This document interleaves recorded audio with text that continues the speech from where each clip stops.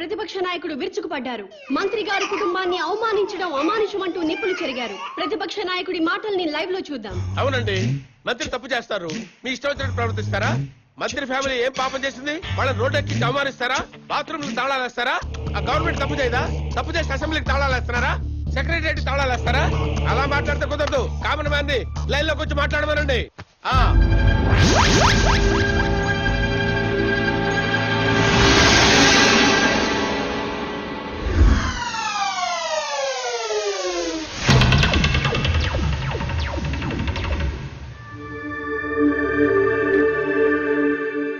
జానకిరామ్ గారు, మీరు ఇప్పుడు ఏ పార్టీలో ఉన్నారు?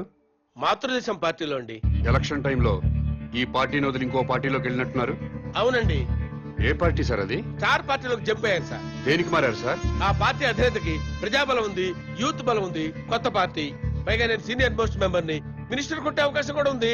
అధికారంలోకి డెఫినెట్ గా వస్తుందని నమ్మకంతో చేరాను సార్. స్టార్ పార్టీలో జాయిన్ అయినప్పుడు ఆ పార్టీని, ఆ పార్టీ అధ్యక్షుడిని ఏదో పొగిడినట్టున్నారు. ఎస్, పొగిడాను. స్టార్ పార్టీలో సామాజిక న్యాయం ఉంది, అవినీతిపై పోరాటం ఉంది, ప్రజలపై ఆరాటం ఉంది.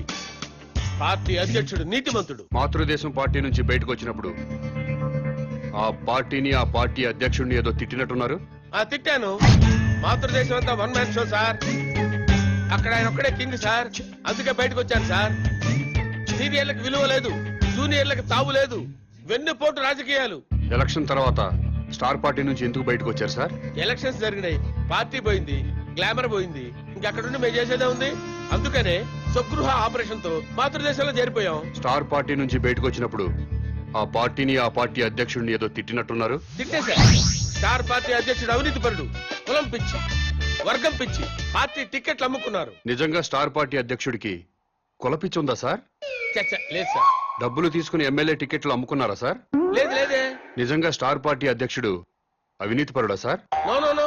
మరి ఎందుకు సార్ స్టార్ పార్టీని, పార్టీ అధ్యక్షుడిని విమర్శించారు? మరి తిట్టకపోతే బయటికి ఎలా వస్తాను సార్? మళ్ళీ మాతృదేశం పార్టీలో జాయిన్ అయినప్పుడు ఆ పార్టీని ఏమని పొగిడారు సార్? మాతృదేశం పార్టీ నాకు రాజకీయ జన్మనిచ్చిన పార్టీ. ఆ పార్టీలో చేరితే మా అమ్మ కౌగిల్లో చేరినట్టుంటుంది, తిరిగి నా పుట్టింటికి వచ్చినట్టుంది. ఆ పార్టీ కోసం నా ప్రాణాలు ఇస్తా, ఆ పార్టీ కోసం రక్తం దారపోస్తా. మీరు ఇప్పటికే స్టేట్ లో ఉన్న అన్ని పార్టీలు మారారు. ఇలాంటి రాజకీయ నాయకుల్ని ప్రజలు ఏమనుకోరా సార్?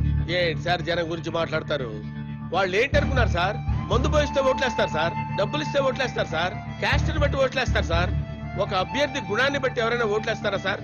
వెయ్యరు సార్ వాళ్ళు. అందుకే మేమేం చేసినా వాళ్ళు మమ్మల్ని తిట్టే హక్కు లేదు సార్. అది సార్ జరిగింది. ఏంటి సార్ జనాన్ని ఇలా అన్నారని కోపం వచ్చిందా మీకు? నిజంగా జనం మంచోళ్ళు అయితే ఒక సిన్సియర్ అభ్యర్థిని ఎందుకెందుకోరు సార్? వాళ్ళు చేసేది తప్ప కదా సార్? వాళ్ళని ఎలా బాగు చేయాలని నేను ఆలోచిస్తున్నాను సార్. దాని గురించి ఆలోచిస్తున్నాను సార్ నేను.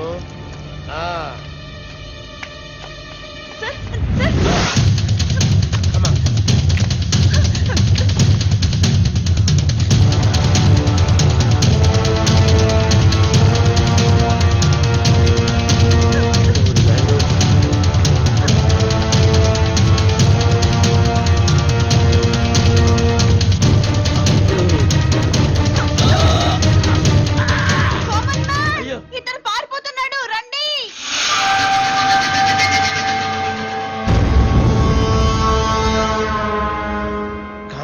కిడ్నాపర్ కాదా? కామన్ మ్యాన్ కిడ్నాపర్ కాదు, నా ఫ్రెండ్. ఇదంతా డ్రామా. డ్రామానా?